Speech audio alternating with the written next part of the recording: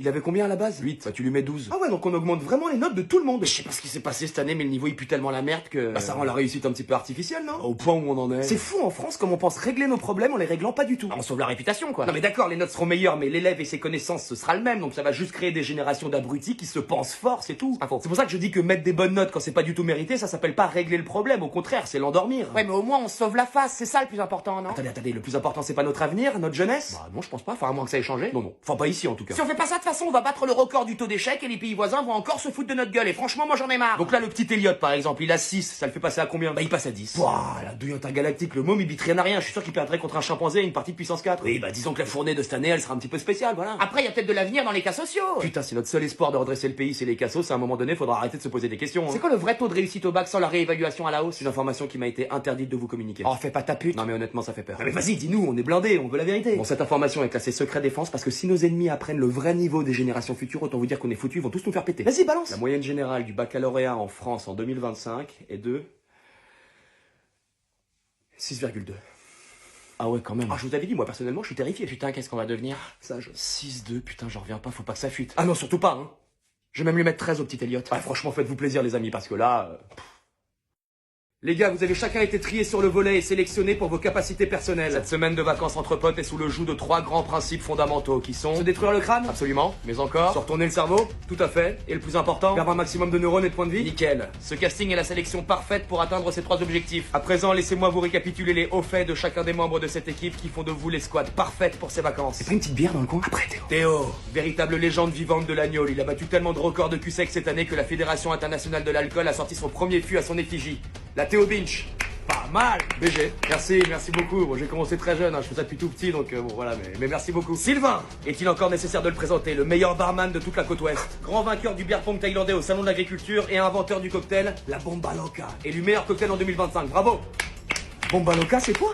Fort. La personne dont je vais vous parler maintenant est surnommée le créateur. Inventeur et créateur des jeux de tease les plus destructeurs de l'histoire. Information validée par les Bretons. A même fait de la prison car ces jeux étaient considérés comme des armes létales. Vous l'aurez compris, c'est un honneur qu'il nous fait en partant avec nous. Je parle bien évidemment de Maxence. Et que seraient des vacances réussies sans notre cher ami Serge, qui n'a jamais succombé au charme de l'éthanol et qui pourra nous ramener sains et saufs en... Ah non mais j'ai commencé à boire, hein. J'ai commencé à boire. Eh ben on peut lui dire bravo. Yeah. Félicitations. Super fier de toi. Merci les gars, merci. J'ai pas de mérite, j'étais en stage en Normandie donc... Ah oui, forcément. La prune toute la semaine. C'est une excellente nouvelle Serge, on est fier de toi. Merci les gars, merci. Quant à moi, votre humble serviteur et organisateur de cette joute alcoolique, appelez-moi le Chapelier. Il peut faire de la magie quand il est bourré ce mec, c'est incroyable ce qu'il arrive à faire. Il paraîtrait même que la NASA aurait essayé de le recruter. Je sens que ça va être de très très bonnes vacances. Vous savez que c'est interdit de fumer sur la plage, monsieur? Ah bon? Ah bah je l'éteins. Ça fera 135 € d'amende s'il vous plaît. Quoi? Vous déconnez ou quoi? La cigarette est un agent polluant, monsieur. Polluant, ouais. Et toutes les merdes que les gens laissent derrière eux, regardez, il y a des packs de bière, des canettes, des emballages de partout, et eux, ils ont pas d'amende. Ah non. C'est que les fumeurs qui prennent une amende. Eh oui. Non, mais sans déconner, faut arrêter de se foutre de notre gueule un peu. Je comprends votre point de vue, hein, mais bon, écoutez, c'est comme ça. Le mec en terrasse, là, il fume. Ouais, mais en terrasse, c'est bon, c'est autorisé. Attendez, mais ça n'a aucune logique, ils sont beaucoup plus proches les uns des autres, et moi, je suis tout seul ici. Vous avez déjà vu une loi avec logique dernièrement? Mais pourquoi on peut fumer en terrasse et pas sur la plage quand on est tout seul? C'est beaucoup plus dérangeant en terrasse. Ouais, c'est vrai. Bah alors? Bah, ça fera 135 € d'amende. Non, mais c'est pas grave, je vais me décaler, il y a un parc. Ah non, mais dans les parcs, c'est interdit aussi, donc ça fera 135 € en plus, s'il vous plaît. Attendez, je suis à 270 là? C'est ça, pour avoir fumé la même cigarette dans 2 endroits interdits différents. Mais je suis tout seul, y a personne, j'emmerde personne. Ah bah oui, mais bon. Alors que le mec qui bouffe son burger en terrasse, il se mange toute la fumée de son voisin, regardez, et là par contre y a pas de problème. Aucun problème. Mais je dérange personne moi à fumer ici, alors pourquoi c'est moi qui dois raquer? Parce que c'est comme ça, cherchez pas à comprendre, merde. Ah bah quand on me pompe 270 balles, si, je vous avoue que j'aime bien comprendre. Bah dites-vous que c'est pour l'environnement. Non mais arrêtez de vous foutre de notre gueule sans déconner, regardez l'état de la plage, de la mer, du port, et je vous parle même pas de l'état de certaines rues. C'est vrai que c'est dégueulasse. Regardez le groupe de jeunes là, ils se barrent en laissant tous leurs détritus, ça c'est dégueulasse. Ah ça c'est dégueulasse. Ah bah merci, et ils ont une amende eux aussi? Ah non, bien sûr que non, que pour les fumeurs. Putain de bordel de merde de loi. Ouais. Alors, chèque, espèce ou carte bleue? On prend tout. Bah je sais bien, je vis ici depuis tout petit. Ah, tu t'es vraiment baigné dans la Seine là? Bah quoi? Non rien. Tu voulais pas d'enfant toi de toute façon tu me disais. Bah si. Ah bah oublie hein, dis-toi que l'eau de la Seine c'est comme un énorme stérilet, sauf que celui-ci il s'enlève pas. Allez, toujours t'exagères. C'est normal ça? De quoi? T'as une espèce d'orteil bicolore dégueulasse qui a poussé dans le dos. Sérieux? C'est une sorte de téton bitonio, ça a l'air vivant. Arrête tes couilles. Je te jure. Attends, je pense qu'il essaie de communiquer avec nous. Mais ça ressemble à quoi? C'est comme une espèce de vieille substance chelou. Ah bah il vient de changer de couleur, on est passé au fluo. Mais enlève-le! Ah bah tu verrais la gueule du bordel, il a 2 grandes rangées dedans, moi je l'approche pas. Putain vas-y, enlève-moi ça. Je peux pas, ça y est, il a fusionné. Je me sens pas très bien, en plus j'ai bu la tasse.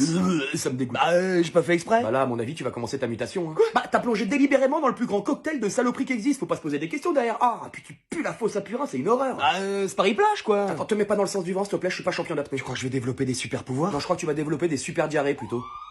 Ah bah voilà, les pompiers, ça a tenu 5 minutes. Tu crois que j'y vais? Ah mais vas-y, de toute façon tu vas y passer, donc autant que tu te rapproches. Oh putain de bordel de merde. Fais gaffe, t'as un troisième bras qui est en train de pousser sur ta cuisse. Putain, c'est quoi cette merde? Ah bah je t'ai dit, tu vas muter mon salaud. Mais muter en quoi? Ah bah ça c'est la surprise, c'est le côté un petit peu suspense, mais à mon avis t'attends pas une dinguerie du style Spider-Man, hein. À mon avis vise plutôt gros tas de morph dans Pokémon. Ouais, j'ai perdu une couille. Va, je te jure, va voir les pompiers. Attends, je me sens pas très... Putain, il a calanché le con. Madame la juge, il avait de l'argent en liquide chez lui. Oh mon dieu, je vous condamne à 10 ans de prison ferme. C'est ça, ouais, comme si c'était interdit d'avoir de l'argent en liquide chez soi. Elles sont où les caméras? Ah oui, aujourd'hui en France, c'est interdit d'avoir une certaine somme d'argent en liquide chez soi. C'est même un délit très grave. Ah, c'est ça, ouais, renifler du CO2 aussi, c'est interdit, c'est ça? Je prends perpète là. Non, la taxe sur le CO2 est prévue pour l'été 2026, je pense. Attendez, je vérifie. Tac. Oui, voilà, c'est ça. Dans le cadre du plan de remboursement de la dette, on va commencer à taxer les sniffs de CO2. Les sniffs de CO2, c'est ça. Allez, c'est bon, je vous ai grillé. C'est une caméra cachée, c'est ça. Vous êtes en retard, les gars. Mon anniversaire, c'était il y a 3 jours. Qui s'y raconte? Ah, d'accord, j'ai compris. C'est ça la surprise, en fait, c'est ça. Parce que si vous l'aviez fait le jour de mon anniversaire, j'aurais grillé direct, c'est ça. Pas mal. Par contre, si je peux me permettre, le coup du je vous condamne parce que vous avez du liquide chez vous, je trouve ça un petit peu gros quand même. Sans déconner, comme si c'était interdit d'avoir du liquide chez soi. Vous êtes con. Monsieur, c'est tout sauf une blague. Veuillez vous reprendre, monsieur. Nous sommes ici dans une salle d'audience dans le cadre d'une audition pour un délit très grave qui a été commis à votre domicile. Je vous demanderai donc d'observer un minimum de décence et de tenue. Ah, regardez les deux intermittents là. C'est Ludo qui a monté le coup, c'est ça. Il est où, Ludo? Sont où les caméras? L'individu présente tous les symptômes de la démence. Je préconise donc, en plus de son incarcération, un suivi psychologique, voire psychiatrique. C'est quoi, après on fait un karting, paintball, on mange chef lunch? Allez monsieur, on y va. Ah ouais, carrément, on met les menottes et tout. Vous faites pas les choses à moitié. Ah, par contre, ça me fait un petit peu mal, ça c'était dans le scénar. Voilà, c'est ça Tom Cruise. Allez, avance. Tu mets ton argent à la banque, toi? Ah non, t'es fou. Quoi, t'es fou? Les pépettes, ça va à la banque, non? Ah vas-y, mets tes pépettes à la banque, fais. Ah non, mais je sais pas, tu fais une tête de facochère, tu dis ça comme si... Tu sais comment ça marche, une banque? Ah ouais, c'est comme une grosse tirelire qui est gardée par des robots ultra armés, non? Non, pas du tout. T'imagines des robots tueurs au Crédit Agricole, par exemple? Non, on est d'accord. Un fermier en colère à la limite, mais après on dépasse le budget. Je visualise bien le gars, fourche à la main, torche et chapeau de paille. Bref, si tu mets ton fric à la banque, déjà, instantanément, c'est plus le tien. Ah bah si. Bah non. Bah si. Bon, ta gueule, écoute. Ouais. Donc je te disais, tes pépettes, maintenant, elles sont plus à toi. Elles appartiennent à la banque. Les pépettes? Ça, celle-là. Reste concentré, s'il te plaît, petit. Pardon. Focus. Donc je te disais, à partir de là, ton fric, c'est plus le tien. J'aime vraiment pas ça. Je te le dis, j'aime vraiment pas ça. Ah oui, bah écoute, c'est comme ça. Qu'est-ce que tu fais? Je sais pas, j'exprime mon mécontentement. Okay, bon, bref. Donc tu lui passes ton argent et ensuite la banque, cet argent, elle le place. Où ça? Je sais pas, sur des actifs, des actions, elle peut le prêter, elle en fait ce qu'elle veut en fait. Ah ouais, c'est vraiment le sien quoi. Ah oui, ça, intègre-le parce que c'est vraiment devenu le sien. Ça, les fientes de porc. Et attends, donc tu passes ton argent et on est d'accord que là-dessus, tu gagnes rien. Ah ouais, pas un centime. Par contre, la banque, elle gagne quand tu places tes billes chez elle. Donc tu lui fais gagner de l'argent et en plus de ça, la banque, elle te fait payer des frais. Du style? Bah, du style frais de tenue de compte par exemple. Et il y en a plein d'autres. Ah oui, je l'ai celui-là. Donc en gros, ils gagnent de l'argent grâce à toi qui a placé ton fric chez eux et en plus de ça, ils te font payer des frais dont je viens de te parler. Bordel de bordel, j'ai peur de comprendre. Après bon voilà, hein, chacun fait ce qu'il veut avec ses thunes, hein, mais bon, à mon sens, la fistinière est quand même assez proéminente dans la relation banque-client. C'est pour ça qu'ils nous ont envoyé des échantillons de lubrifiant le mois dernier pour que ça passe mieux. Ah, ils sont vicieux quand même. En plus, ils laissent des indices. Comme si quelque part, ils voulaient qu'on sache que ce soit bien eux qui nous enculent. Ah, je te dis, c'est malsain. On voit dans le rapport d'enquête que vous passez quand même beaucoup de coups de téléphone, monsieur. Ah oui, et alors, c'est interdit? Hop, mollo, ok? Parce que vu la position dans laquelle vous êtes, moi je serais vous, je ferais pas trop le malin. C'est quoi le problème? J'appelle juste ma grand-mère le samedi. Tous les samedis? Ah, ouais. Donc vous appelez votre grand-mère tous les samedis pour prendre de ses nouvelles. Ça pue du fion un peu cette histoire, non? Ah non, je vois pas. Ouais, si, c'est très louche. Greffier, vous avez noté, ce jeune homme appellerait sa grand-mère tous les samedis pour prendre de ses nouvelles. Et notez comme il me le dit en toute détente. Hein. C'est quoi le problème? On veut connaître le motif des appels, leur durée et surtout, et là jouez pas au con avec nous, pourquoi tous les samedis, comme par hasard, le début du week-end? Je l'appelle pour prendre de ses nouvelles, elle s'est cassée la hanche. Bien essayé petit, mais le coup de la hanche ça passe pas. Tu sais très bien que les vieux n'ont pas de hanche. Bah écoutez, pourtant c'est bien la raison de mes appels. D'accord, un petit malin. Vas-y, continue. En ce qui concerne la durée des appels, je sais pas, moi je dirais entre 10 et 15 minutes. Entre 10 et 15 minutes? Oui. Tu sais tout ce qui peut se passer entre 10 et 15 minutes? Plein de choses. Comme une transaction d'argent illégale, par exemple. De quoi? Elle fait quoi votre grand-mère dans la vie? Elle est dans le cannabis? Bah non, elle était couturière. Ok, petit, t'as 2 options. Soit tu te fous à poil tout de suite et tu m'expliques pourquoi t'appelles ta grand-mère tous les samedis pour prendre de ses nouvelles, soit je te fous au mitard. Je suis une grande déglingo, moi je te jure, je le fais. Mais c'est quoi ce bordel? J'appelle ma grand-mère tous les samedis pour lui parler, c'est tout. Y a rien de... y a jamais rien de... Jusqu'à ce que... Hein? Mais non mais d'accord, enfin là pour le coup, y a rien. T'as de la chance. T'as beaucoup de chance, mais je vais pas te lâcher. Et la vioque non plus. I got my eyes on you. Alright? Got my eyes on you. Ok. Je peux y aller du coup? Fous-moi le camp. Madame la présidente, là on a une mère qui appelle son fils tous les jours. Apparemment le gamin serait en colonie de vacances, d'où la raison de ses appels. C'est ça. Et mon cul c'est de la frangipane. Convoque-la moi. Il est où? De quoi? Ah, de me prendre pour un con, il est où? Mais de quoi? J'ai pas envie, papa, s'il te plaît. Mais allô? Ouais non, je peux pas là.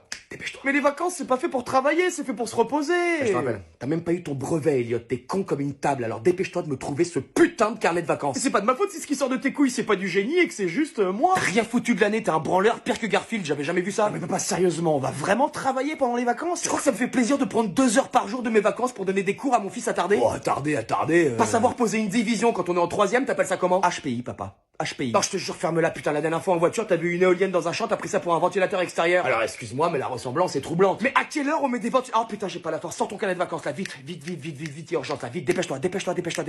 On va faire une dictée? Non, t'as pas le niveau encore, on va commencer par de simples additions. Des addi quoi? Ah, ça va, je déconne. Faut juste que je trouve mon compas. Ah non, comment, mon équerre? Non. Ma règle? Non plus. Les crayons de couleur? Bon, laisse tomber, on va faire de l'histoire géo, là c'est plus simple, il y a juste à apprendre par cœur. Tu veux dire retenir des choses dans sa tête? Voilà. Tu t'en sens capable? Ça va, tu me prends pour un con ou quoi?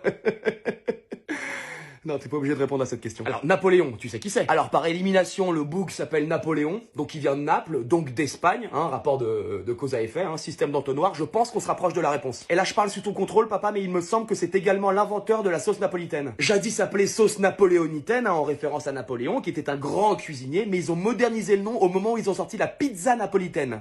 Alors, t'es sur le cul un peu là, non? Je vais t'emmener voir quelqu'un qui va te faire passer des tests, mon fils, parce que là... Ouais, mais sache une chose, c'est que je t'aime en tout cas.